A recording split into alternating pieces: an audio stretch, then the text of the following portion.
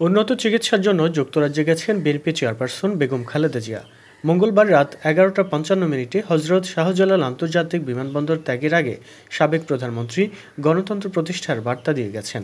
বেগম জিয়াকে বিদায় জানানোর পর মঙ্গলবার রাতে বিমানবন্দরে সাংবাদিকদের এ কথা জানান দলের মহাসচিব মির্জা ফখরুল ইসলাম আলমগীর। তিনি বলেন, গণতন্ত্র যেন প্রতিষ্ঠা করা হয়, গণতন্ত্রকে যেন আমরা সবাই মিলে প্রতিষ্ঠা করি, এই বার্তা দিয়েছেন বিএনপি চেয়ারপারসন। বিএনপি মহাসচিব বলেন, যাওয়ার সময় তিনি আবারও দেশবাসীকে বলেছেন যে তারা যেন আমার জন্য দোয়া করেন। আমিও আল্লাহর কাছে এই দোয়া চাই, দেশবাসীকে যেন ভালো রাখেন, তাদের কল্যাণ করেন। মঙ্গলবার রাত 8টা 15 গুলশান বাসভবন ফিরোজা থেকে বের হয়ে খালেদা জিয়ার গাড়িবহর রাত 11টায় এয়ারপোর্টে পৌঁছায়। এ সময় ফিরোজার সামনে অসংখ্য নেতাকর্মী ও সমর্থক সাবেক এই প্রধানমন্ত্রীকে বিদায়ী শুভেচ্ছা জানান। কাতারের আমিরের বিশেষ বিমান রয়্যাল এয়ার অ্যাম্বুলেন্সে উন্নত চিকিৎসার জন্য ঢাকা ত্যাগ করেন খালেদা জিয়া।